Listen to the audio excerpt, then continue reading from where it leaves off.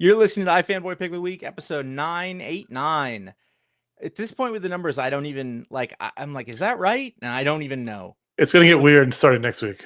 There was a while in the 900s where I was convinced every week that it was 700s. And I kept writing it wrong forever. And I was like, no, you're 200 more than that. I'm Josh Flanagan. I can count, but I choose not to sometimes. I'm here with Conor Kilpatrick. We're not in school anymore. They can't make us.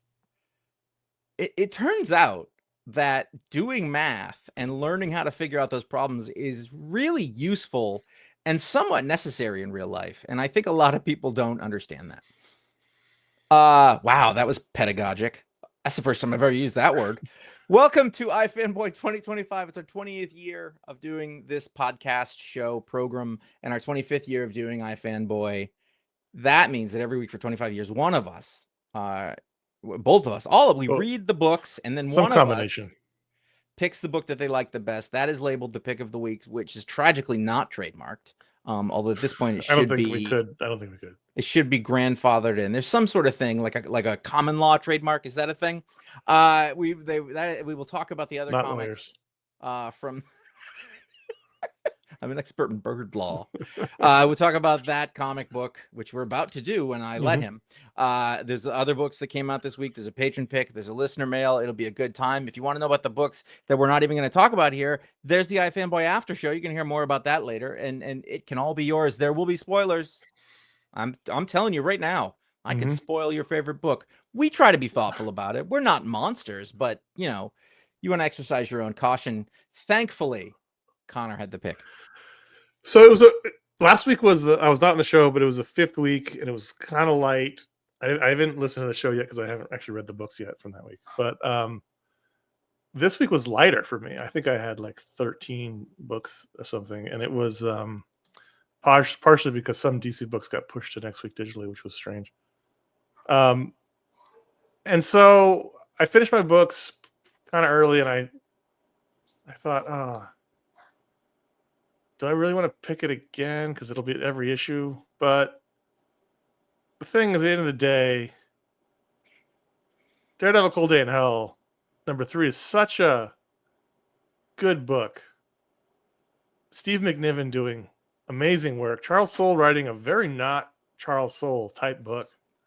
That guy could do anything, honestly. He can, but I've not read everything, but I've read a majority of what he's written. And I don't think I've ever read anything of this tone before. This Garth Ennis-esque sort of tone. Anyway, it's not like so wild, but it's not like a normal Charles. I know what you mean. I wouldn't associate this sort of thing with Charles Soule. But if you were to put this in front of me and say who wrote this, I probably wouldn't say that. Yeah.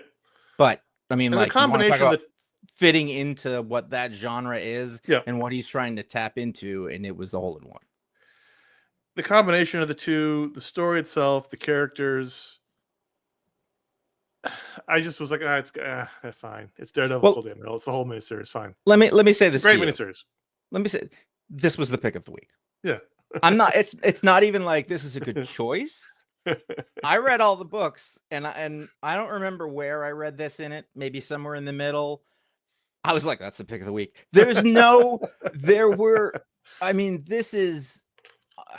It's so weird to me that Steve McNiven has come in with this really radically different style, which is obviously heavily influenced by Frank Miller. And still him, though.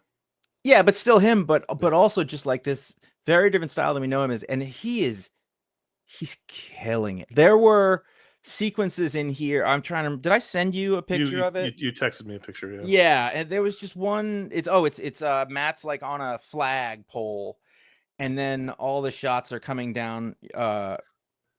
Anyway, I just went, oh my god! This one? Like, nope, might be wrong. He's on the flagpole a lot. Maybe I'm. Yeah. Oh, this one. Yep, that's the one. And I just page 13. Matt's on the flagpole, giant bullseye on the screen, and then you have 2 rows of panels underneath that. One of them from an extreme low angle, looking up at bullseye on the big TV, in Times Square or whatever. And then the next row of panels, which are all connected, or 2 of them are, looking way down at the people. And it is just gorgeous. It's one of those pages that you'll look at You'll just remember it. It reminds me of those pages that you remember that we've seen in, Daredevil books and whatever Right. over the years. Everything had this texture to it. You can almost, you can almost smell Bullseye. Like there's such a very specific way that he's drawn with all the needles sticking out of him, and like you can hear him through the drawings. It is a masterful work that is pulling in bits of all the greats who worked on this book, and then on a guy. If again, I just said if you told me Charles Soule wrote this, I wouldn't know. If you asked me who this artist was, and then you were like, "Surprise, it's Steve McNiven," I'd be like, "Bullshit." Well, I was a little surprised that I wonder how long this has been in the can, because he's not. There's never been the fastest guy in the room, and so I Mhm. wonder how long they've had this, you know, in the can, because this came out fairly regularly, and Yeah. it's a lot of Steve McNiven. In the first issue, if you recall, he not only drew it but also colored it. Mhm. So it was a lot, and it's just beautiful. And if you need a reminder, because we have talked about every issue, it's a future story in which there's been some sort of war. Almost all the heroes are dead. The cities have been ruined. Something Old happened that made everybody. Some poison was really made everybody fight with each other, and then afterwards it was kind of all over. And then, like in this one, they were going to release it again. If I understand that correctly, it's possible I don't. Yeah, Because something really bad happened, and then when they blow off this other bomb, people are like, not again, you know. and so you've got old man Matt Murdock. In the beginning of the story, he was powerless. His powers had faded away, and he was working in the community. And then a gas bomb went off, and this gas returned his powers. Steve Rogers showed up in the first issue. He got killed protecting this young girl who becomes important in the story. Although, I mean, and this is a pick week, but there were certain things that I was like, I could have used a little bit more of. I could have used a little bit more of Mhm. why the girl was so important, but ultimately it didn't really matter. Um, I but kind of well, the counterpoint to that would be that if you read classic stories, so many of them are 1, 2, 3 issues tops. right, And so I think that if I have to choose between too long and brusque, like the superhero serial, you know, format lends itself to brusque. it Like wasn't a problem at the end of the day. But I just thought right. um, they were setting up just a reveal about her, but it didn't. It didn't matter. So ultimately, this story is about Matt's final redemption. He has to save everyone from Bullseye, who wants to set off gas bombs all over the city. Although it seems to be a good thing, because the gas bomb seems to be returning powers to the world. Mm. If I'm reading it correctly, but it didn't matter. It's about him stopping, his nemesis Bullseye one last time. They're both old men. As his powers are blinking in and out at this point, like in inopportune moments, he'll lose his powers. So Yeah. Which Charles means Soule go blind fully Right, and so without. Charles Soule did a great job of making the panels go black and really feeling like, because the first time it happened, I Did was you like, "What is happening?" I'm like, "Oh, did you read the little bit of script in the back? no, I didn't." It's really interesting because it's kind of Marvel style. Yeah, Um, they did it Marvel style, and kind he of a wrote it hybrid of it. directly to Steve, and you can tell, and it was really interesting how he did it. And there's a bit where he talks about that specifically. His power blinks out, um, and he's like, what is it? At some point though, he goes by this. He says, by this point too, Daredevil's almost completely blind. We can discuss how to handle this, but I think it can be done with captions or dark panels. Probably a number of ways to convey, and he's doing the thing you're supposed to do. And any comic book artist will tell you is that you give them the guidelines, and then you say you do it how it works best, and you Yeah, can so trust he Steve McNiven. he uses black panels, sometimes with I, no dialogue at but all, I sometimes with dialogue, to show when Matt's lost his ability to see. but even from a composition standpoint, that looks interesting. Yeah, Like it's not evenly laid out; they're random almost. It doesn't. I forgot about that. I forgot it was Marvel style. It is interesting. So Oh, if you've never seen Marvel style, if you check out these books at the back, they've got some script pages. You can see how it's what it's Marvel style looks like. a lot of times that stuff isn't really worth a hell of a lot, but it's really these ones are really interesting to me just because of how successful it came out. The last chapter of characters are stories we don't get to read in their main books. The characters don't get their third acts, and so it's always fun. Like we liked Avengers Twilight. Yeah. Dark Knight Returns. There's a whole, there's no end of them. But this was really well done. The confrontation between him and Bullseye was really well done. And then you have the X factor of the Garth Ennis style Punisher, who has had his limbs removed surgically by Bullseye's people or Bullseye himself, and still manages to escape, still manages to become a force in the final battle, rips Which you Bullseye's knew. nose off with his teeth, Yeah. and also has the love of the little girl in sort of a Frankenstein's monster way. It was really well done So all around. one of the things that was interesting, I think, too, is that I was thinking about as I was reading, and I was like, is this Bullseye? Which is not like a real question, like it isn't, but I just like this Bullseye isn't evil per se. He likes the thrill of it all and the rush and the chaos and everything. And so when he lets Frank out, it's not like I'm going to let you die. It's almost like, let's see what happens, you know? Which And he's is, certainly a bit of that now, and where he is in his life or whatever. It's like yeah, he's a Joker figure, kind of like. he's very much a Joker figure. And then I guess the last thing I was going to say is that you'd mentioned that it's a redemption story. And there's a really, it's subtle, but there's a really significant thing that happens is that when Matt is giving his speech about how you should be if you have powers, he says, sometimes I'm a bad man, but I think I've done more good than not. I Yep. always try. And that in his way, he's forgiving himself Yep. to a certain extent. He's accepting that he's done more good than bad, because this whole thing is Daredevil is about guilt, is about, Yep. am I doing the right thing? Am I the bad guy? And here he's clearly saying, he's like, I did the right thing, and I think you should too. And I like that. It gives him some peace. It was very good, and I just want to mention that in an industry in which an outline of Batman's penis caused a lot of controversy, we have Punisher pubes in this comics.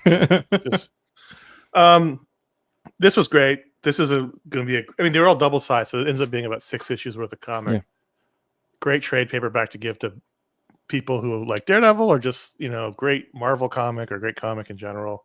It's just Steve McNiven fans is a must read.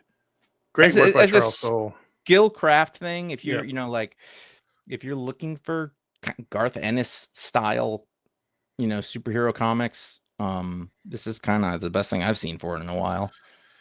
And This came out of it's not nowhere. just that. Yeah. I mean, we had heard about it, that this was a miniseries that was coming, but I read the first issue because it was the creative team, and Yeah. didn't even know what the premise was, and it's been every issue was the pick of the week. It was a great miniseries. Marvel traditionally doesn't do these kind of things very often in terms of like out of continuity, prestige, things that you can give to someone, and this is great. So there's another one from Marvel that you can. I'm glad they didn't call it Old Man Daredevil. Yes. I I wonder if think there was Charles Soule any. did some of the Old Mans. Maybe I'm I wonder wrong. if there was any desire to do that. Well, it would have to be in that world if they did it, and Right.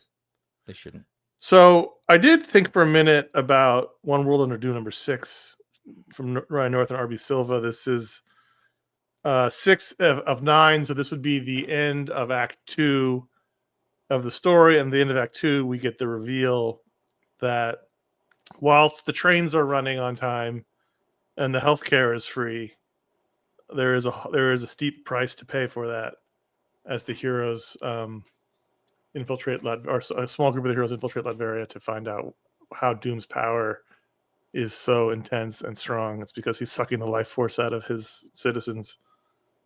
And I thought the first half was great, with the debate between Reed and Doom on TV, with Doom in the very jaunty outfit, and A capelet. I mean, it's a very heavy-handed metaphor for the current American politics. One side being charismatic and funny, the other side being a nerd. But then the reveal, I didn't expect it. I didn't see it coming. I was while the strike team got in, I was like, "Ooh, what's the secret?" And I got to it. I was like, "Oh, that's fucked up." It was good. So this is not necessarily a criticism, but this is my reaction to it. Is that in the whole first half of it, I was recognizing that out of all the people who have written any of these Doom tie-ins, Ryan North was the one who made Doom seem the most reasonable. So as you went through this, like he really put in that element of doubt, like maybe he's, that it almost didn't seem like there was going to be a nefarious thing. And That was your so own thing putting on it, though. To be fair. no, I'm just like going through it. Like some of the issues made him seem more evil, Well, and yeah, that's then on this purpose. one, I get it, So the turn but happens, and you're more shocked. but I feel like the turn happened very, very fast and was very, very obvious, and it kind of shut the book on the entire thing immediately. And Well, I mean, I don't know. There's going to be fallout. there can't be. I mean, the problem is you prefer a gray Doom, but Doom ultimately has to be the major villain It's of the not Marvel that. It's universe. literally just how the story was laid out. I just felt like we've been through this however many months of sort of this ambiguity where you've got like Thor going, well, let's hear him out, and somebody else, and then boom, here's this thing that's big and obvious that they got a picture of it and sent it out, and then everybody's like, I'm convinced, and that's really fast and easy to me. It just feels like it's shutting the book really quickly to get it out of the way. I think I would have liked it to be teased out a little more, and I don't know, and like he also immediately overreacts, basically. Like he doesn't handle it coolly. Doom, And he loses his shit, that's which Doom's. That's what Doom does. Doom I is guess, arrogant, and he always loses because he overreacts and is a but narcissist and an through this egomaniac. whole thing, he hasn't done that. He has maintained his Yeah, because cool. he's fine. And this is every Doom story ever. He's fine until the moment he starts to lose, then he freaks Mm. out. That's every Doom story since Doom's been existed. Doom is Well, we had brought that. down by his Yeah, ego. I guess, but yeah. It's So just that you really, really love the Doom from 5 years ago, who was kind of a good guy. You it's do, not. and that's No, okay. That's it's okay. no, that's not it. It's that it's about how he's being portrayed in this. You just need to choose it. Like you always have when you're doing a Joker story, you have to choose which Joker you're going to do. If you're doing a Lex Luthor story, you have to choose which one you're going to do. And so I think in this one, I didn't, which I guess kind of works. I just felt like it was a little sudden, and they closed it. Is this the last issue? There's not going to be No, like a there's three seventh more. episode. Is there? Yeah, Well, I said this is the end of that's Act interesting. 2. There's a Okay. third act coming. Well, yeah, you got to It's a dismantle the 9-issue government mini. now. Yeah, That was my thought. I think it's still high level comic book, but it's a very different kind of thing than like the Ryan North stuff that in Fantastic Four that I'm absolutely in love with. It's a different kind of story. yeah, it's more action adventure. Yeah. I So did like that when Doom gets stressed, he starts pulling at Reed's face like he's mhm. stressed, like he's a Yeah, stress yeah, ball. yeah. I thought he was going to tear him apart. I just thought like Well, the literally cover, like yeah. all the heroes like got in really easily, and they were like, this is weird, and then they're like, we'll go in the big castle, and they did. There wasn't much of a challenge to any of that. It seemed like they've been That trying to did get happen. in. That did, yeah. They've all been trying to get into this place forever, and then when they solved it, it was like bing, bing, bing, 4 pages. They found the big secret. I would have liked more after all of this. I More agree of a that part process. was easy. The pacing of these things is difficult. Nine's not a bad number, but we did spend a lot of time in the build up of everything. I think it's absolutely fair that like Doom had a big, evil thing that he was doing. I don't know. I just felt like maybe there was a better idea out there. Like I'm not sure what it is though, or something more. I don't know. I'm I'm I'm I'm conflicted. It's not even a criticism. It's just something's not quite right with me that I don't know. But The cover of this issue shows Doom ripping Reed's face in half, and then there's the Marvel comic we're going to talk about that features the character itself ripping their face off. Somebody at Marvel this week was like, face ripping time. that's all of us. I uh, felt like ripping my face off. so I'm enjoying this. I think it's, while not amazing, I think it's one of the best events that's come around in a while. Except for oddly enough, I'd still put in the part of the vampire one that came before this that led into it. Like I thought that was great. Yeah, that was a good one. That was definitely a good one. So they've had 2 in a row that have been good. And I like that Doom is back, and I realize it's because, and I don't really care why, but he's because of the movies. But it doesn't matter. Doom is a great character, and he's in several books this week. And that said, I don't want a Joker situation here. where he's in every book for the next Well, 2 especially since years. the Avengers movie doesn't come out for a while. Right. Yeah. But I don't mind it. And they have to resolve this Doom Sorcerer Supreme thing anyway. Yes. We're going to ruminate on that. Take a quick break. We'll be back right after this. All right, Josh. EC's Cruel Universe rolls on with the second volume. So, second volume of Cruel Universe. I think these are more sci-fi horror tales. These are the EC Comics, sort of tribute dealies. This is EC There's Cruel Universe 2, number 1. Yes, this is the second volume. They already did a mini series of this. I don't know mini series, but they did a The handful of 12 issues, these. I think. I don't think they did that many of Cruel Universe. That's Tales from the Abyss was the one they did That might 12 be. of. There's All been the a other lot of ones them. were shorter. And then there's like a sword and sorcery one, knights and stuff. I can't remember the name of. I don't feel like there was a lot of those. They're not all Oni Press, are they? Or are they all Yeah, Oni Press? yeah, they're all Oni. I'm not reading these, but I read one of them and I liked it. But you have to commend Oni. They're doing a really good job with this EC license. I think. I mean, like the books that are coming out are all seem to be all high quality and pretty good talent on everything. Depth and breadth, and the right kind of stories. They know what they're doing. I hope there is a market for these kind of things. They're a little throwbacky, but they're a heck of a lot of fun. And they're very steeped in form of comic books that was, it was the main kind of comic book for a little while. And so to me, like, I like it from a historical context. The covers have been amazing through all of them.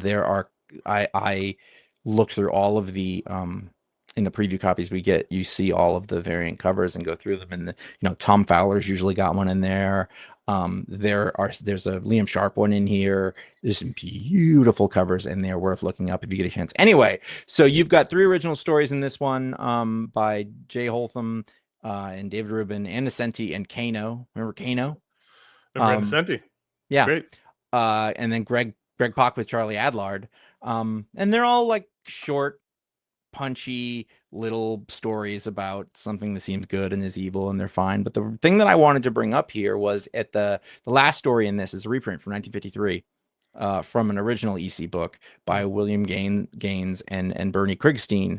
If you're a comic book person, if you're like a history comic book person, you probably recognize those names. I recognize those names. I could tell you about William Gaines. I know the name Bernie Krigstein because I was like, wait, is that Jack Kirby's real name for a while? But it's not. So they did one of these in an earlier, I don't know if it was in Tales from the Abyss or which. They reprinted an old Gaines story from the old EC Comics, and it was actually really good, but there was way too many words, and it took forever to get through, and it was just like, by the end it ended well, but it was kind of rough. It was a little like, yeah, you don't have this down yet. The story in here by Gaines and Krigstein is awesome. I finished it and I was like, oh, that is what's supposed to happen. So basically, a couple of guys are out in space. They have to make an emergency landing. They end up on this planet. There's a bunch of humans there. They're like, what's going on here? And then one of them realized, oh, this is the planet where they sent all of the really bad people. So all of Earth's Hitlers. Yes. And they get there, and the bad guys are like, you're taking us with us. And we're like, no. And like, we'll kill you if you don't. And there's 2 astronauts, and the one guy's like, we can't let them do this. We have to sacrifice ourselves. We cannot let them come back. And the other guy's like, I really want to see my family again. I don't want to die here or whatever. And so they kill the one guy, and they go off into space. And the guy who decided to take them home spends enough time with them in space and realizes that they really are terrible, and he decides to sacrifice himself there. Oh, wow. And so, like, this is told from the point of view, there's a little twist that happens at the end of a couple of astronauts finding the remains of this. It turns out that the one guy is the son of the guy who, the pilot who changed his mind on the way. It's just beautiful. It was just like, oh, this is the stuff that when they talk about it, right. this is That's what why it's all EC is based so on. famous. Why those Oh, comics are so famous and just beautiful so and fun. important. There's a thing about, like, and these are the bad guys that, I mean, it could have been written today. I swear to you, it was like these guys do things like they set people against each other by race and by creed. And I'm like, this is in a comic book in 1953. They're saying this to you. Now, these are Jews less than 10 years after World War II, but they took the lesson, and it's still the lesson that we should have today. And so again, like, well, comic books shouldn't be political. Eat a dick. They are. You know, they Yep. have been by nature of the people who did them, the poor immigrant people who've made these forever. Great story. The rest of them were really fun. Greg Pak's story was really fun. Um, I love that these exist. I don't usually get a chance to. I don't usually have much to say about them when I read them. So, Yeah, wanted to you point should that talk out. about him on the after show. I might go back and read this one now, or at least that one story. Yeah. So this week, Absolute Superman number 10 comes out, and first Carmine Giandomenico. Giandomenico. I love his addition to the book. I think he did. Did he do the previous issue too? I don't remember. He's I, great. with all respect to Rafa Sandoval, I think he would be terrific as the ongoing artist. But I've seen the new Superman film now twice. I don't know if I need this Superman.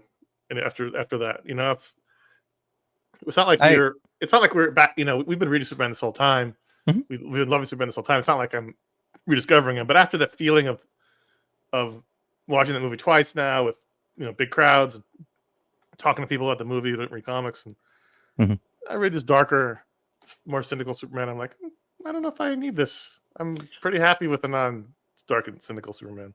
I agree with you, except that to me, it's a curiosity. It's watching a couple of people do an exercise in like, well, what if you sort of do it like this? And I thought that this was the first time in these issues that we did see that moral center of the Superman Yeah, and character. he does do the right thing. He does.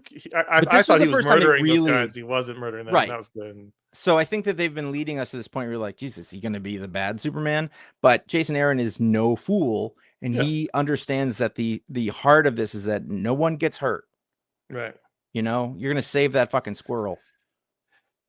And there was lots of interesting things. Yeah, the reveal of Talia being the Omega or whatever. That Mhm. soldier was interesting because Ra's al Ghul is the main villain. Although it does look like Vandal Savage, is confusing. I thought that was Lois. Anyway, I mean, there's nothing wrong with it. I want to be clear. yeah. The comic was good. It's just I was like, I don't know if I need this kind of Superman. I don't know. Well, I think part of it is that like, And the cape is weird. I just said I don't no, like the I cape. get it, but we already have the other kind of cape. I think He the looks thing like he's about wearing wings. I think the one thing about this world is that in the regular world, Like you see wings. Superman have a chance to interact with good people. And you Yes. see joy and light in that world. And there is none of it in this world. And so the contrast there is he's gonna not kill anybody. But if this whole world is like this all the time, it's gonna be hard to stay in it for me. And I don't know if you're talking about the world of the book or the world of because The world of the book, these are all technically the same world. All these absolute books. right. So But having Batman again, in a remember world like that. this is the dark world. This is the No, dark I side know world. that, but even so, like over in Gotham City, there's daylight and there's normal people walking around Right. too. And same thing with in Wonder Woman, like she met all those cool people. Everybody in this is awful or a freedom fighter. Like Right. there's nothing good in the world in this as far as I can tell, and there's never been any sunlight for a guy who's powered by sunlight. Well, they were specifically they're in this place because of that. Yeah. That's how they're weakening But him. even so, like I've read the whole book. Like it looks like everything's burning anytime they're anywhere. I feel like also the other books, someone should mention the Lazarus Corp if they're this omnipresent in the Mhm. world as is implied here. At some point, at least I feel like definitely in Batman, someone should mention Lazarus Corp Mhm. or the Lazarus Corps or Wonder Woman. It just feels like This they're a big enough organization that they should penetrate this other book. But I don't know. How far are we in? So we're 10 issues in. We're getting to a year. I think maybe the others even ahead of it. Is that I feel like this reminds me of the Ultimates. I feel like these books are all supposed to be connected, but they're not. They don't Sure. necessarily feel like they're in the same world. And so in the background, I'm like, all right, we're gonna be a year into this, and we're building up towards all these people coming together. And like, I don't feel like I have these characters settled in a way that it's gonna make it matter when they come. I don't want them to come together. Is my point. Like, let's just work out who these are in these books. Like, I don't don't bring your crap into that Wonder Woman character. I don't want it. I want that Wonder Woman Well, to be. they I assume they're gonna have to. It's gonna have to be a crossover. this will eventually end in a big event to Yeah. destroy this dark side world. Because this book and Batman in particular, Martian Manhunter is what it is. Flash, I don't even know. have spent no time on character development. They're just go, Mhm. go, go on these stories, which is fine. But after 10 issues, it can Well, we get don't know exhausting. this Superman, right? We don't know this Superman at all, Right. We've spent no and what time we in his do head know of or him is all angst, and it's just it's hard to get aggressive. So like I'm interested in the world building here, and what's Mhm. going on, but everybody is like, "Arr!" It's like Jim Lee, all the time. And again, in Wonder Woman, that's not happening. Like the whole thing about her is the world's pretty rough, but she's this beauty and grace in the center of it, Yeah. and I find that more attractive. I mean, in the like I Yeah. like it as a theme. Um, So I'm not dropping the book, but I just read it no, feeling like this is not the vibe I want from Superman after the movies, and so I'm gonna have to find a different way to enjoy it. mhm. The art's great. Uh, I love Carmine, yeah, DG. DG and Domenico. I'm He's been around for a long time, and yeah. every time I see his art, I like it better. I think he's one of those people that's getting really good in subtle ways. Like it's Mm-hmm. not like, oh, his art style is getting his style is the same, but something he's leveling up constantly. Yeah. He's always improving.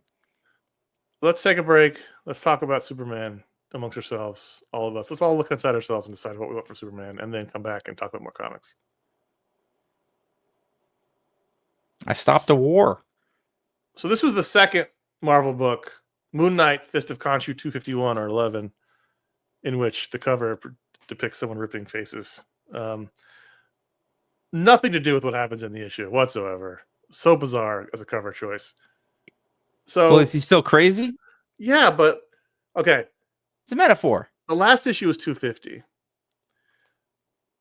This issue should have been the last issue. This issue felt more like an anniversary issue because the last issue ended the story arc ostensibly, and this issue is all about rebuilding. They're rebuilding their organization. They have to heal the building. It's a quiet issue. There's no action. It's all about the characters coming back together to regroup, and that should have been 250. Anyway, I wanted to mention this because I appreciated the experiment from Jed McKay and Domenico Carbone, who owns a really popular restaurant in New York City. This whole issue, well, not the whole issue, but 80% of the issue takes place from the POV of a character who comes into the scene. So they show up, and someone looks at the camera and goes, "Oh, good to see you." And then 80% of the issue is the camera is their point of view, and we don't know who it is until the reveal 80% of the way through. Then it switches to regular. But it was an interesting experiment in storytelling in that the whole time it's the character moving around, talking to other people, dealing with them. People are talking directly to you, the camera, the reader. And it was fun. And it was there's a 1947 film called Lady in the Lake. It was a Philip Marlowe adaptation, and the whole film is from the point of view of Philip Marlowe. So the whole camera is his eyes. You see him in like mirrors and stuff, but it's just all first person point of view. And so that I hadn't seen that in a comic in a while, where the whole Mm. thing was kind of done like that. And I appreciated that. And a new artist, Domenico Carbone, he's not running a restaurant. Really nice, sort of cleaner style than we've had in the book before. And I liked it. This whole book is weird. The character 8 Ball you see on the cover there in the middle, he decided he's going to put on a Moon Knight cape, so he's now got a Moon Knight cape. Oops, that's the wrong thing. Oh, that's the wrong way. There it is. And Mm. so it's fun. The artists keep decide if Tiger has cat ears or not. God damn it. Some artists draw her with cat ears, some correctly draw her without them, but they keep switching it around. It's a fun group. I don't know how this book continues on like it does. It must have a core Moon Knight fan base that's into it enough to keep buying it. But I appreciated the experimentation from Jed McKay. Captain America #2 or 773, Chip Zdarsky, Valerio Schiti. This is the second issue of the reboot and takes place in the past. Is it like a month after he's out of the ice? Is that what they said? It's very soon, and they put him into action immediately, which seems like maybe they should give it a bit of time. I would have liked a little bit of him adjusting to the world because that's always the fun part. But there was one bit. I'm trying to find where they say how long he's been out of the ice. It's no more than a month. Where Steve Rogers, Captain America, who is from the 1940s and only a month, let's say a month into living in the present, uses the phrase "unpack," and I went, "No, No, he does not use that phrase. That's a phrase for people who spend too much time online in the 2020s. He wouldn't have time to. He wouldn't. He may like it's okay. I'll grant you, maybe he adopted it. It's a little cliched now, and I wouldn't approve of it. But yeah, too soon. I'm still unpacking this world. No, you're not. You're still trying to understand the world because you're from the 1940s. Mm-hmm. That's the kind of thing an editor should pick up, but they don't pick up those things anymore. What did you think about this? Because one of the things you were worried about was the dual cap situation. We're going to spend time with. I'm undecided. I like parts of it, and I don't like what other parts of it portend. I get it. Like here's the deal. This other Captain America was very, very optimistic and wanted to do the right thing and thought that the world was beautiful and black and white. And it turns out he saw some shit in the Middle East that changed his mind. Yeah. And so now we have to watch this Captain America, and he is in the suit while Steve is in some dumb suit. Mm-hmm. Although they're both dumb. Like he's trying to be like, well, this Steve Rogers guy will see what things are really like. And I'm like, I don't know. He did fight the Nazis. I think he got a good idea about what things he really did, like. but also just like I don't. My point is, Steve's not going to change because he already fought. He's already in the shit. I don't read a Captain America book to have to deal with with one of the main characters having all of these issues with the world being shitty and disappointing. I live with that all the time. Same thing with Superman. It's exactly the same thing as Superman. Like I don't need to see what a modern sensibility looks like in Captain America.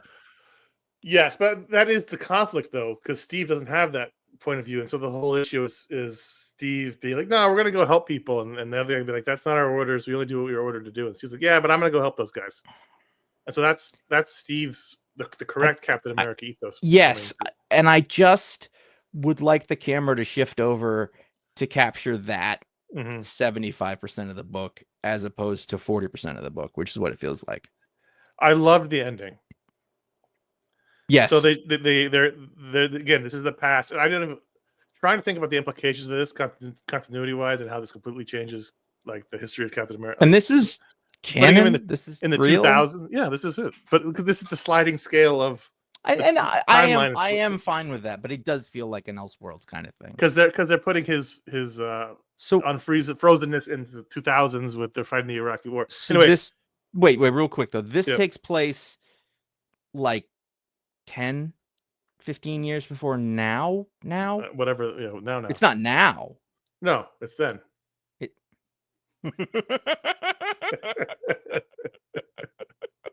Wait. When is it now? No, you just missed it. So this takes place like 15 years ago or whatever. So there was a History of the Marvel Universe book that came out that Mark Waid did, and it was like, they shifted away from Vietnam and World War II, and it's never going to make sense. This kind of thing to a story in the past that takes place really close to the present in the real world is difficult. I'll tell you why it doesn't work. And listen, war is all good and bad and ambiguous and whatever. There's only one good war, 2 good wars. Well, from a storytelling standpoint, Captain America works because of World War II. Yeah. Frank Castle works because of Vietnam. You can't. Now it's the Singong War, whatever they changed it to. Right. Well, whatever. But it's the Vietnam War. It's the early part of the Vietnam War. But like the more recent wars, your Afghanistan and your Iraq, like those are much more fraught with ambiguity and if we get to it, there's an email directly about this very subject. We may not get to it, but the ending is great because they're infiltrating Latveria to rescue some American troops who I forgot how they got there, and Cap goes off to help the freedom fighters who are fighting against Doom. This is a young, newly in charge of Latveria Doom, and they break into the castle, and Doom shows up, and he's basically like, "Oh fuck, Captain America, awesome! Like you helped liberate Latveria from the Nazis. You're a hero. Welcome." I thought that was a great twist, and I think this is kind of the Doom that you were talking about before. Like, he can be. He was sinister. He looked sinister though. It's scary, but also like Latveria welcomes you as a hero because you helped liberate us in the war.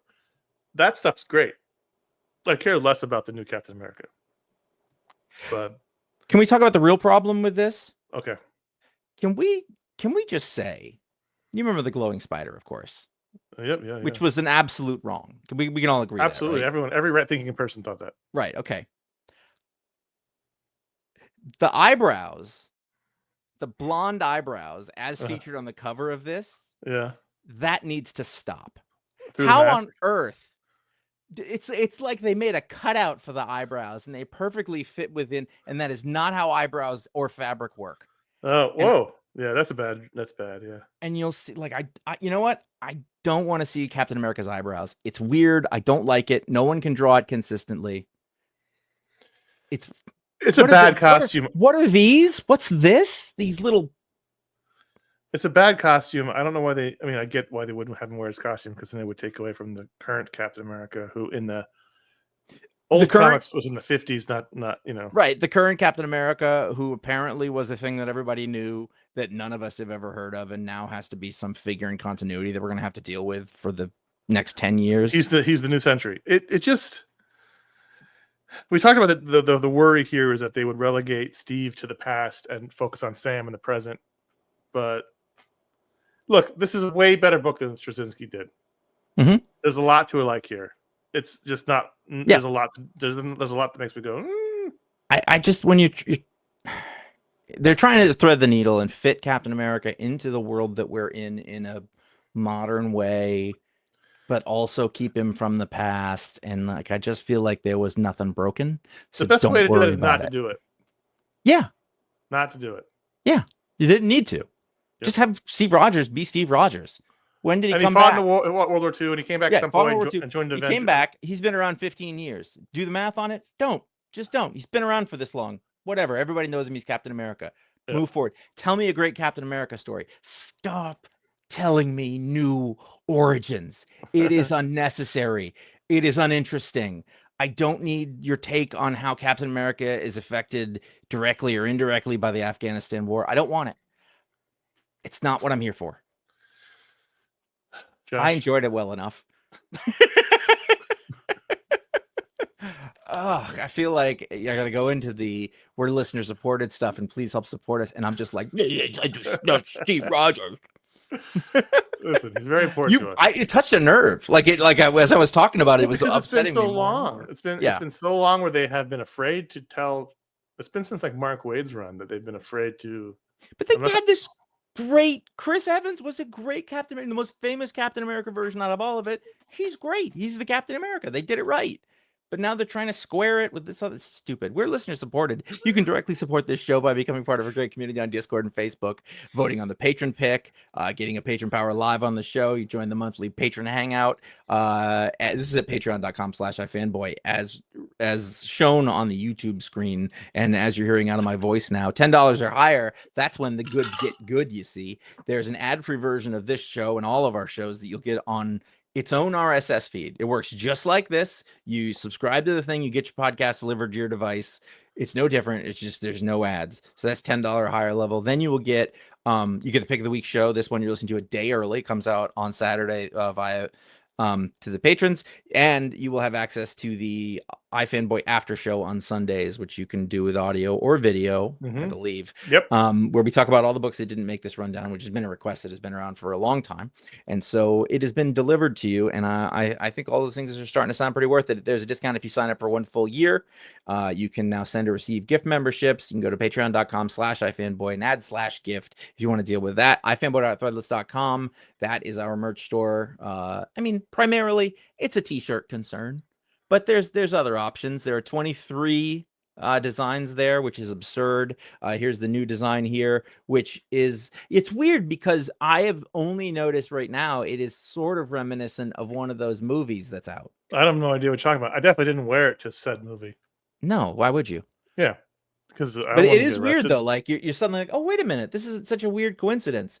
I noticed something like that about like our regular old logo too, but I can't place it now. So get over to ifanboy.threadless.com. Go to ifanboy.com/support. You will find a PayPal link. It's just like a tip jar if you want to help support the show that way. That is a no string. There's not really any strings, but it's a very simple way to do it. ifanboy.com/Amazon. There's a general shopping link. If you are going to buy something through Amazon and you use that link, that helps us out. Costs you nothing. Nice and easy. We appreciate people who do that. And by the way, it makes a difference. You guys use that, and I We should do point appreciate. out that I appreciate it and we notice it. And if you're like, I don't know if I should bother, you should. It makes a Yeah, difference. It's really helpful. all these things make a huge difference. Absolutely. And then bookshop.org, where appropriate, usually on Booksplodes, you can order books through there. Because they aggregate local bookstores, and so you will get the book from a great place that could also use your support. And we'll use those on the website where we can. I was just at a great local bookstore on my vacation, and it was on the way home to the airport, and we had to kill some time, so we went to the bookstore, and our bags are packed to the gills, like we couldn't get any more, and I bought like 4 books. I didn't know where to put them. It was hard. Those are heavy. You're gonna get fees for that. Yeah, we packed super light, so it was okay. Let's move on to a couple more books, or 2 more books. Hellboy in Love, The Art of Fire, #1. I don't remember. I read this. I don't remember reading previous Hellboys in Love. I don't remember if I did or not. There was one, I think only one miniseries where Hellboy met this woman whose name I don't remember, but she's a very qualified archaeologist, museum type person.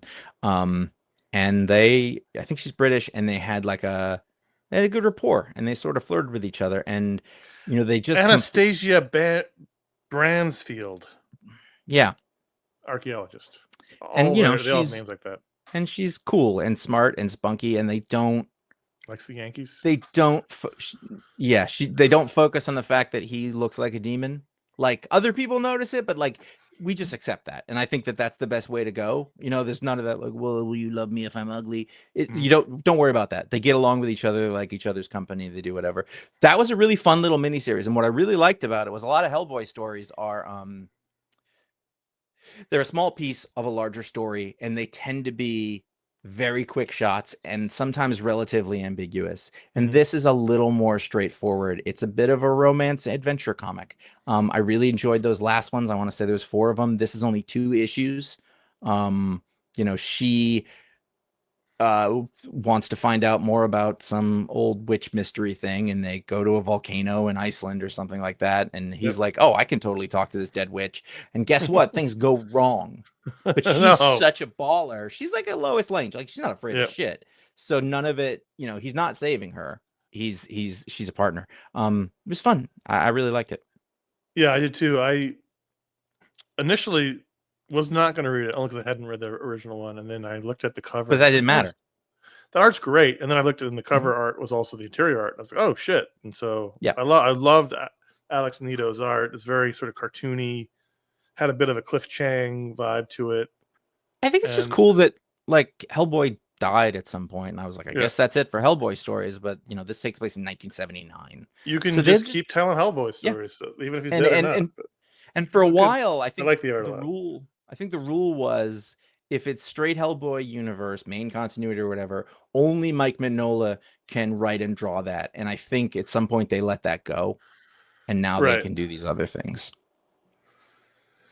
Well, I enjoyed it, and if you didn't check it out, I recommend checking it out. So those are the books we're going to talk about, but at patreon.com/ifanboy, every patron can vote to add a book to the rundown. This week there was a bit of a hiccup with the voting because the book that won the vote was not available digitally because a bunch of DC books got delayed. So the vote ended up going to the second place book. That's how the vote works. And the winner was Blink and You'll Miss It #1 from Boom Studios, Ethan S. Parker and Griffin Sheridan on story, Keith Browning on art, Brad Simpson on colors, and Pat Brousseau on letters. And couple of veterans in the rhythm section there. It's a funny, you never want a title that can serve as the review, but I don't remember anything else. I blinked and I missed it. Blinking, you're right. That is a real, like, you're giving the review a headline joke right away. That's a good point. Right. Okay. So this was a woman shows up in this town. She's old. She's looking for, I guess, an old girlfriend from when she was young before she left town. And there's some demon-y stuff happening. It's a giant like demon castle in the middle of town, and then there's some time travel-y bits where she goes in this diner, and it seems like it might be. Do they see each other even when they're young, or is that, am I imagining another book? I don't know. Doesn't I matter. might I might have blinked I and missed it. missed it. Yep. No, that's not. I'm thinking about something else. I I don't know. I thought this was fine, but it didn't do anything for me. As you can tell, I barely remembered what happened in it, and not because it was bad. It's just because it didn't it didn't didn't didn't catch my interest really. Okay. The art was really good. The Keep Drawing art was really great. The art was really good, and while as I'm flipping through it now, a lot of this actually is just a converse. It's one woman sort of walking through town, and then the rest of it's like medium shots of two people talking or something like that. And it's a little less than dynamic, but I think there's a couple of bits in here where there's some insert shots that are really well done. There's one where like she clenches her fist a little bit, and there's like a little sound effect next to it, which I just thought was a nice little bit. Yeah, it's in it. They use the letters W, R, and K, and I was like, oh, that's very nice. It has a very nice textual quality. However, I don't think that we set up what we're doing here at all. It goes back to her town, Perennial Harbor. Perennial, it's a code. It's I get it. Yeah, duh. It's across this weird rickety bridge. And then she's got like this future motorcycle and then this helmet that doesn't make any sense at all. I was like, is this like an alien? Is this a sci-fi thing? And in that why she has this weird helmet that looks like what one of the space villain henchmen would wear, right? Instead of just a regular, a regular motorcycle helmet. In this like little Americana town. And then like weird stuff happens, but I feel like I don't have a foothold to know what's weird or what it was like, or like when she walks in the diner, she says, "Oh, you, is your name and Alex she's or Arnold?" accepting of And he goes, "It's she's Aaron." accepting And she of goes, that. "Hmm." Like she's just accepting like all this other weird shit is happening, and she's like, "Oh, good, I'll have a milkshake." And I thought that was weird because obviously everything's kind of fucked up, and there's kind of this reveal, like she goes to see somebody who's her friend, and she recognizes, but the friend doesn't recognize her, and we find out that she's dead, and then. Well, that's her like ex love from I high school or guess whatever. it wasn't super clear about that, and then there's some aliens like body snatchers kind of thing. Well, it ultimately ended up being not anything I'm interested in, just genre-wise, genre-wise, or you can always transcend that by telling a really compelling, great story. And I wasn't really compelled. Again, I don't think it was bad. I just think No, wasn't. But it was one of these books. There's these books all the time. Yep, there's a lot of This these is books. not. I just feel like there's so many like person goes back to their hometown and shit's weird, and whether it's aliens or demons or monsters, like I've seen a lot. Josh, there's a lot of writers living in Los Angeles and Portland to go back to their small towns and have to exercise those demons in comics. Yeah, but I've seen it like a billion times, and I would say that this is 65th percentile of those good. Yeah, it's pretty good. Quality, well done, not janky. A lot of them get to be very cliched, but as a concept, it's pretty cliched. And I want to like it. But like ultimately, like that story, I've read it so many times and I'm not interested in it. Like when they show you the aliens and like, welcome, we've been waiting for you. It's just, I don't know. Like I don't think they did enough work to really set up the characters, who they were, what they wanted, why they want. Like you need to know, what are you looking at? And it just can't be weird for weird's sake. There has to be a hook to understand, why anything means anything. And there's this idea that if you take a character and you make them brooding and seemingly intelligent and they don't say a lot and they clearly have been through something, that is enough to pull you in, and you're like, yeah, but she has dreadlocks. Like that's not, you haven't shown me a new character. You haven't shown me something interesting. You've shown me a cliche, regardless of what you make the character look like. and I've read the story about those characters a million times. If I want that, I'm going to read a Dennis Lehane book, and just like there's nothing. There's nothing to. Again, It's I like wouldn't call this bad. I've certainly it's read not. bad comics. This was not like that Louisiana Bayou crime book from a couple weeks ago that was bad. This is Literally don't remember that. Like what you just said to me, like nothing. That's fine. I had the same feeling with this. Just leave through it again. I looked at the cover. I was like, "What happened in this comic?" But I suspect that if you like this genre, you're still not going to find this all that special. Maybe, I don't know. But Sorry, I don't know. Like I'm yeah, I not don't a know. horror guy, but like it's fine. It's actually very similar to sort of the cartoon books that we were just talking about last time. Is that like I don't know, man. With creator and books, like you have this chance to do anything, but people keep picking these story on rails things. Oh, the aliens invaded this small town. Well, it's a lot. Some of it's. I'm not saying that's And here, no, but it's some some of of it it what is. you It's it's what'll get published and also it's what you can what publish, will it's get what optioned. nope, all of that's true. Yeah, I am not interested in that. I'm yeah. not interested in that. I want a person to come along and tell me some story that is inventive or has their spin on it, but is entertaining, is all, like, and I know it can happen. I know it can be done. So all of this, There's also a difference between a comic book story and a movie because, first of all, slap me for the very obvious statement. Um, if I'm watching this as a movie, I know in the next 90 minutes hopefully all make sense. I don't know how long this comic story is going. I don't know if this will. I mean, there's a mentally when you know what you're in for, you can say, okay, well, I don't understand this, but I'll understand it by the end, which is right. going But to with a happen in an comic book, hour. But in the a comic book comic is book, going to take months, and it may take 6 issues or 12 or right. 48. I don't know You when don't the want to payoff's be going to 10 happen. months down the road to Right. 4 issues out and be like, should I keep buying That's this? my point. Like in a Mhm, movie, I'll sit down and in the 90 minutes, at least it'll be resolved one way or another. mhm. Whether I like it. But in a comic, it's an unknown, it's an open question as to how long it's going to take, how long Well, it's going to make ultimately, sense. there has to be a hook, and I don't Yeah, mean that's what I like mean. Without a hook, I don't mean that last page hook. That's what people think is a hook, but it's not to me. no, There has right? to be something original about it. There has to be something entertaining, surprising, skillful, something that grabs me, and I don't have that here. I told you the Yeah, best I had was a panel of a hand and a sound effect. That's what I noticed, which is fine. You're supposed to be I able would to do have that. loved more time with the two women and figuring out more about their relationship. I realize that's something that's revealed later, but Or maybe, yeah. without the hook of knowing what's important and why, then I don't really care what happens later. And so that's how I I ended up don't with this care about book. any of these characters yet. And this is I think this is a weakness of comics, and it's a difficulty for creators, is a first issue in a comic book doesn't give you time to do a lot of those things. And so We most talk of the about this a time, lot with yeah, like Image Comics. most of the time they lean into a cold open, and at least try to make it exciting or impress you with art. I don't think people care about art all that much. They care that it's doing its job and they can say some things are cool, but I don't think people are like this, We're in the that's going to era pull where people art is in. not the most important thing. Right.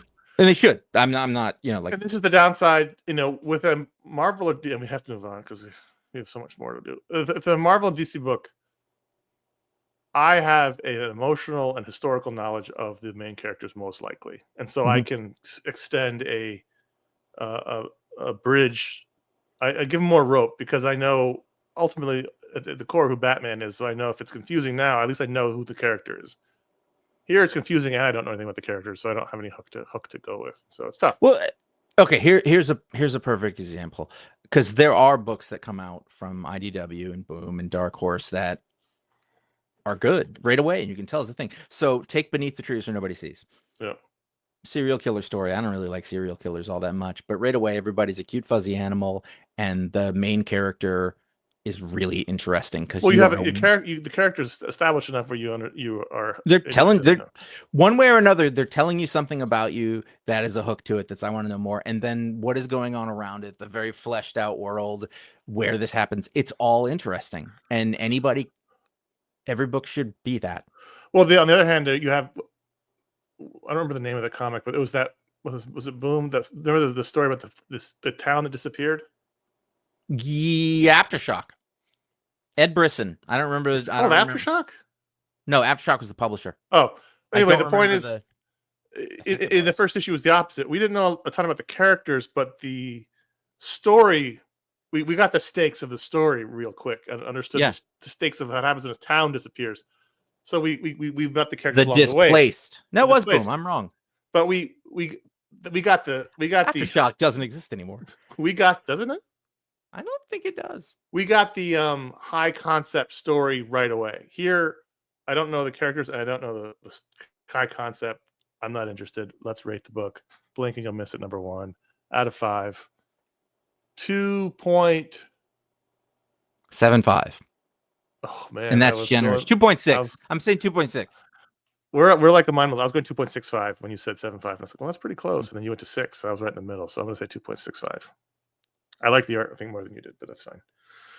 Were you going to read this? I like the art. If it hadn't been the Patron Pick, I did read it.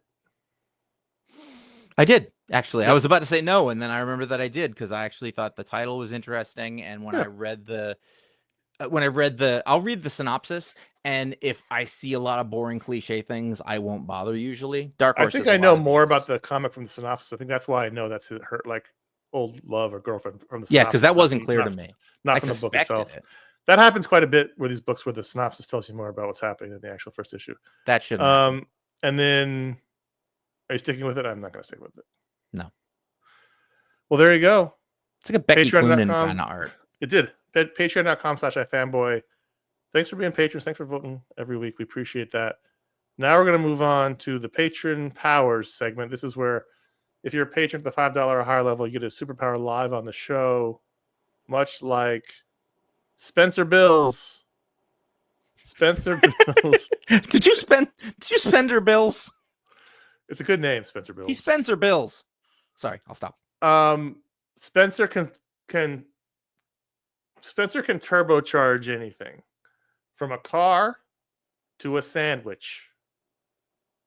Turbocharge it. So you got whole. Nitrous... Did you just picture that kid that changes into the car that Jack Kirby designed? No. Turbo but King? this because he doesn't turn. He can make your car turbocharged, but he can also take your boring sandwich. But something's got bacon and it's got some nice cheese and avocado, whatever you want on it. He's gonna turbocharge that sandwich for you. That boring old sandwich. He's almost like a 90s commercial. Like he's gonna You're saying like he's gonna boom your sandwich. He's just improving it. He's not putting. He's gonna emeralize it. He's not putting on a device that spins. No. More air into the engine, which therefore creates more power. Well, he might be adding that when he puts his hand in your car. It might be now suddenly in your car. Okay. By emeralizing your car. Bam. Do you know something? Put some spice in Emerald has something. He has his Emerald's essence. That was what he always used. Uh-huh. I make Emerald's essence, and I always have a batch on hand. I use it to this day regularly. There you go. He's a good chef, legitimately. Yes, I learned a lot. I learned a lot how to cook from him. But so basically, Spencer can emeralize anything from a car to a sandwich to your house, your wardrobe. You need to snap your wardrobe for your night out. And that turbocharging, that emeralizing. You've changed it, by the way. You should just call him like the. It's evolving. It's an evolving bug. He's a Legassier. He legasses you. It's just everything can be improved in some way that is not necessarily consistent. There's many different ways to improve. Oh yeah, no. It's all personal. Okay. So there you go, Spencer. You can emeralize anything. Bam. Thanks for being a patron. Patreon.com/iFanboy. So now cayenne and salt, and then oddly enough, oregano in there. So you cracked the code on it. No, you can look it up. Oh. All right. So we have 2 emails. I want to do one that is longer but shorter, I think, than the discussion we mentioned earlier. And maybe we go to it. We don't have the ability to judge how long we talk. Right, I mean, look what happened with Captain America. Drew G from Perth, Western Australia says, I've started the complete iFanboy podcast journey, listening from episode 1 onwards. I'm currently up to episode 29, which is when Marvel Civil War event begins, just before San Diego Comic-Con coverage starts. There are some questions I have been thinking about since starting the journey approximately 5 weeks and 2 days ago. So he has 6 questions. Well, what's interesting about this is that we just said you mentioned a book that we read within the last month, and is gone. And you think it's going to be interesting. Okay, we'll see what happens. So here we go. Drew says, number one, does Josh still love the internet today as much as he stated in one episode? He could have been sarcastic, but I don't believe he was. I don't remember. Well, I think at that point, yeah, and like 2005. there were really great things about it, and there We had still social are. media. Like, Really, Twitter hadn't happened yet. no, The 2007 was when we internet all. hadn't been ruined yet. No, it hadn't. In fact, it still felt connected. It was this way that we could do this thing that was super fun, and it had a lot of possibility. It's oddly enough, like my job has always depended on the internet since that time, but no, now I think it is the ruin of society. Question but two. we also need it, like petroleum fuels. I've always known Conor as the movie cinema experience buff. Why weren't you going to the cinema much in 2005? I don't know. It was 20 years ago. You were in Brooklyn. Oddly enough, bit of a cinema desert around there. No, not at all. There's a movie theater within walking distance of my apartment. Yeah, I know, but it was like a little old one. They didn't have everything. I feel like there was stuff that you would have had to go. Oh, into it the was a city shitty for. theater, but they like didn't have everything. Right, but you couldn't just like pop into the movies. Like you do it easier now. No, I did. No, you could, and I did, but okay. We still departed there. Yeah, and I remember the experience in the movie, but I remember the movie theater being shitty because I'm not shitty. It was just. No, I know. I grew up with shitty movie theaters. That's what they're supposed to look like. Anything after that is deluxe. It's turbocharged. Obviously, don't remember why I didn't go to the movies much in 2005, which was 20 years ago. That's weird. There was, I think, a time in the yes, I grew up going to movies a hell of a lot because I lived 2 blocks from a movie theater growing up. We went to movies all the time, and then in college, actual college didn't go a ton because we were in college. But in the summer times, I went every Friday to the movies. I went constantly in college. Well, I didn't have a car, so I didn't have any way to get into the theater. But that, and I'd go to Cornell and I'd go to whatever because I didn't have it. But I mean, I watched movies in the dorms with like tapes, but I didn't go to movies as much. But the summertime when all the movies come out, I would go every Friday in college, and then in my 30s, all the time going to the movies. Up till now, I go to the movies all the time. I think in my 20s, because I look back and I'm like, I didn't see that in the theater. I think there was just a period of time where we were really busy. You didn't prioritize. I was prioritizing getting laid, going to the bars, and I mean, I went to the movies. I just don't think I went as much as I did. It just was a weird time. I'm guessing. I don't know. It was 20 years ago. I don't know. Also, like at that point, like I was buying a shitload of DVDs, and like we were watching things at home. I was watching a ton of movies on Netflix, the discs.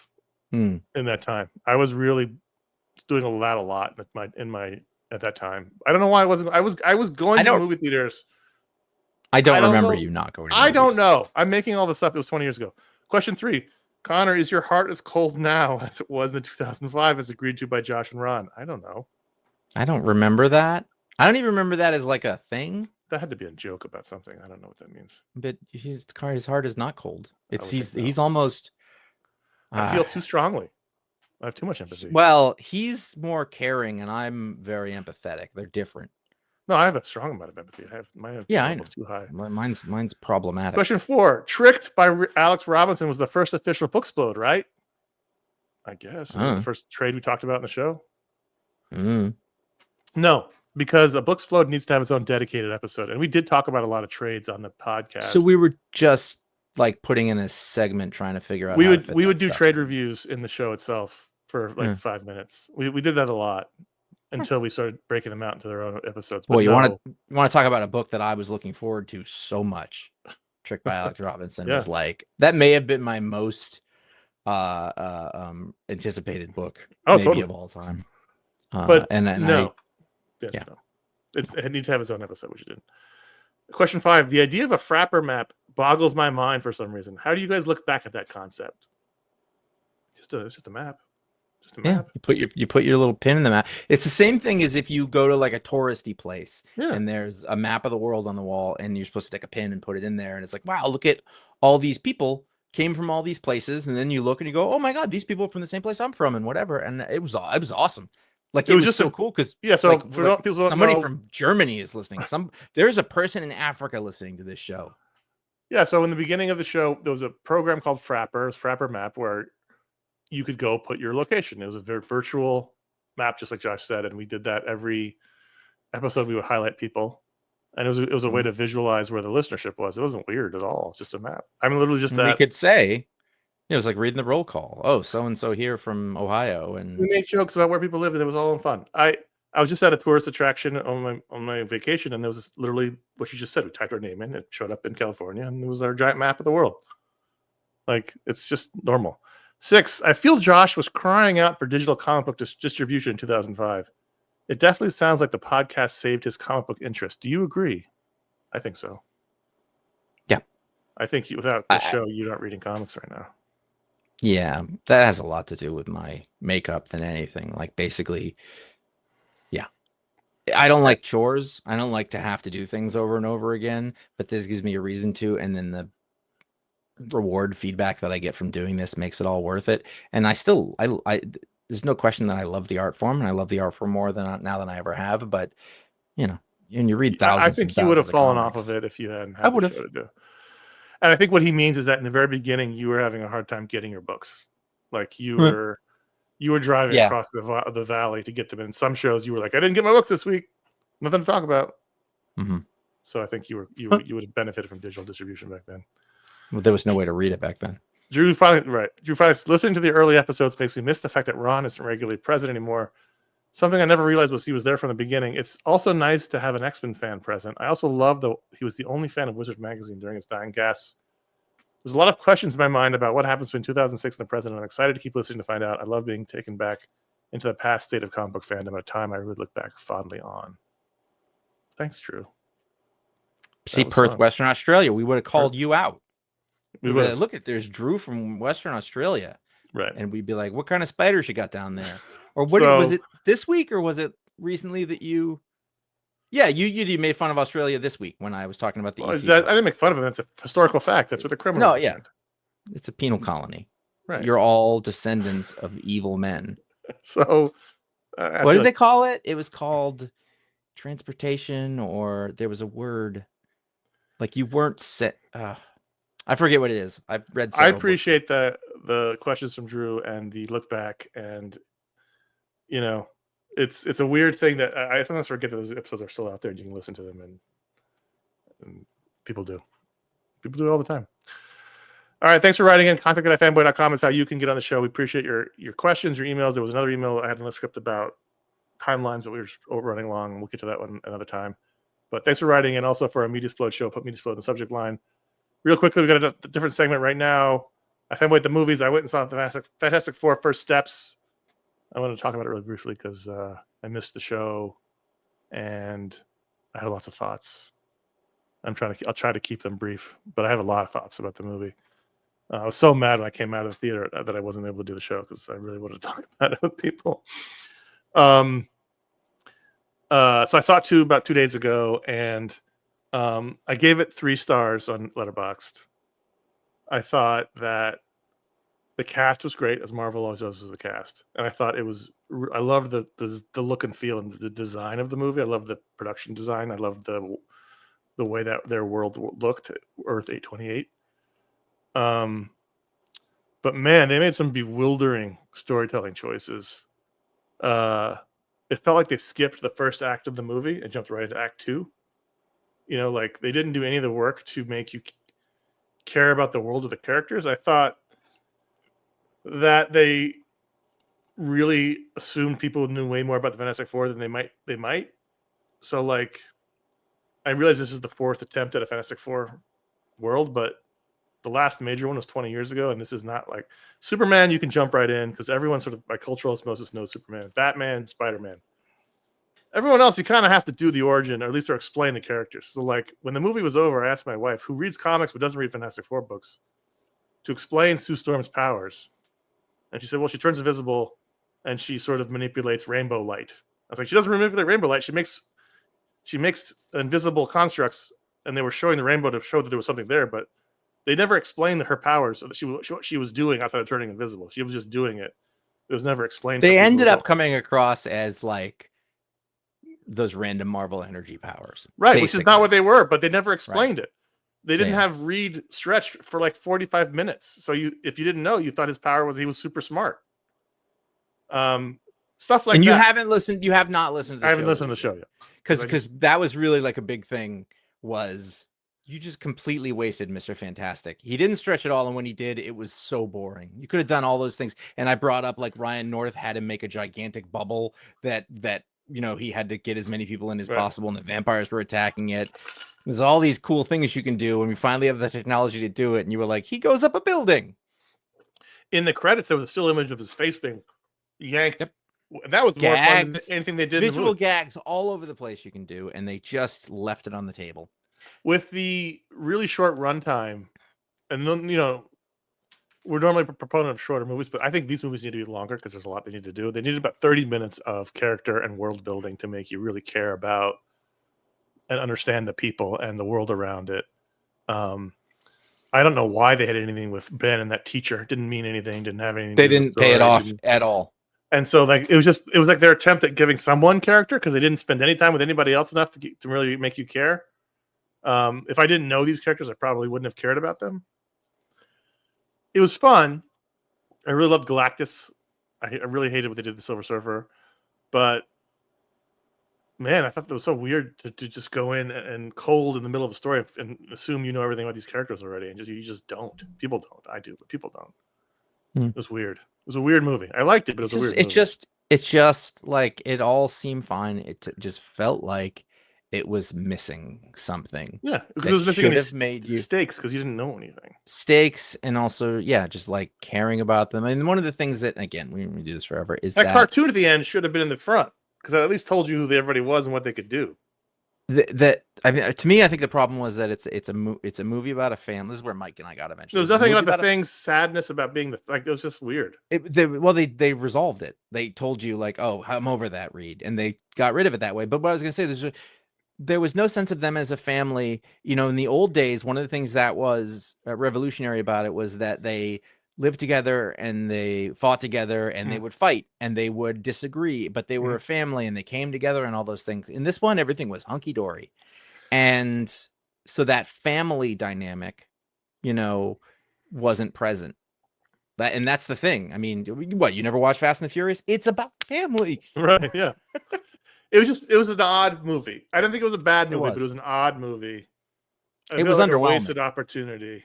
It was really, because they were all really good. Yes, they were, and they looked great. The thing looked great.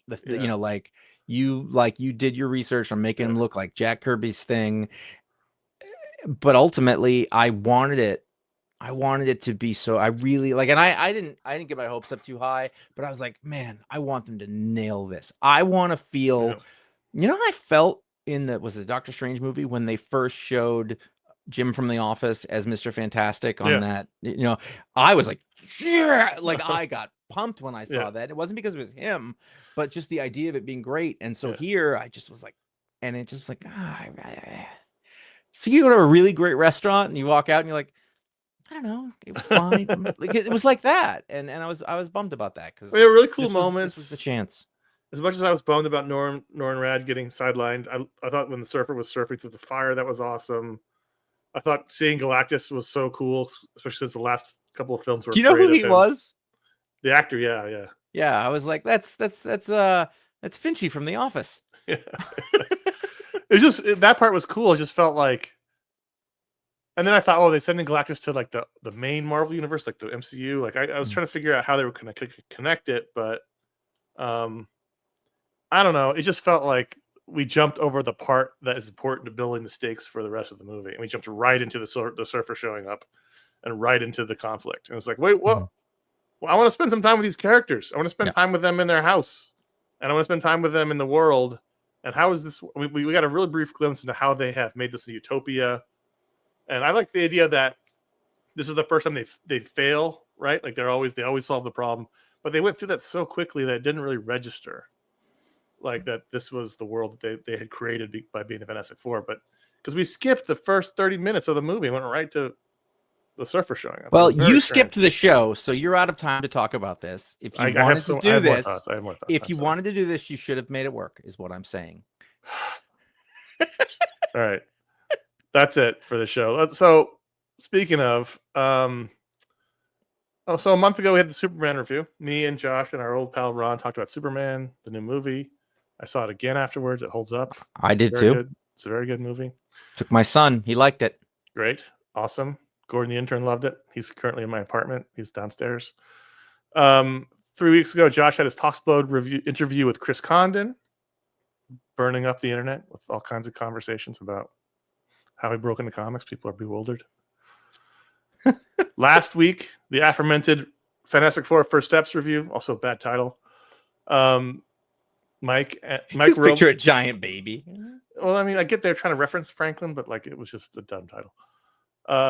Josh and our old pal Mike Romo talked about the movie. People loved that episode. I'm looking forward to checking it out now that I'm done seeing it. Coming this month, we have Media Splode. We're going to talk about. Everyone's excited for it. We're going to talk about this season of The Gilded Age, which Josh and Ron and I are huge fans of and love immensely. And then we're going to do our summer mailbag show. So check that out. That's going to be coming in a few weeks. And then we're going to end the month with our Booksplode review of Avengers in the Veracity Trap, the new OGN from Marvel. I have it right here.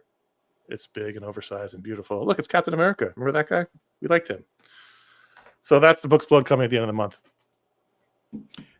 All I know is that you said you were going to Delmonico's last week, but as far as I understand, you did not go to Delmonico's. And on the day you got engaged, you can find our library. I mean, I've had long discussions about this. It's fine to do that, not the day you got engaged. Yeah, that's a problem. House of Ill Repute. I mean, listen, you can find our library. Girls, boys, whatever you want. A whole crapload of brickbats. Crapload of shows over at iFanboy.com, wherever podcasts are. 40 Thieves. Never miss a show and find out what the pick of the week is before the show comes out by following us at iFanboy Comics and Instagram and Threads, at iFanboy.com on Blue Sky, and individually Conor and I are CS Kilpatrick and J.A. Flanagan on Instagram and YouTube and all those are the places that we post your Jeff Reed's delightful videos. He was a staff writer when we were doing that on the site, and he does these great little video deep dives into all this little nonsense about superhero comics, and those are on Tuesdays and Fridays across the social channels and on YouTube. That was a half burp, half yawn. Sorry. Please consider writing us a review or leaving us a star rating on Apple Podcasts, Spotify, wherever you get your own podcasts. If you're listening on Pocket Casts, you need to be subscribed and have downloaded a few episodes before you can rate it. Subscribe to youtube.com/iFanboy. That's where you can watch the video version of our shows minus the Talksplodes, Jeff Reed's comic book deep dives, and you can find an archive of all of our old video shows that we did from 2007 and 2012, back when I wasn't going to the movies, apparently. And finally, join us on the iFanboy After Show exclusively on Patreon, where we'll share our thoughts on all the books we read this week that didn't make the rundown. It's at patreon.com/iFanboy for everyone at the $10 a month tier and up. Thanks for listening. I'm Connor. I'm Josh. We'll see you later. Movies, apparently. Not you, if it's 2005. I think I was going to the movies then. Maybe it wasn't. I don't remember a time that you weren't going to the movies. It was 20 years ago. He could literally say anything, and I'd just say, I guess. I don't remember. Sorry?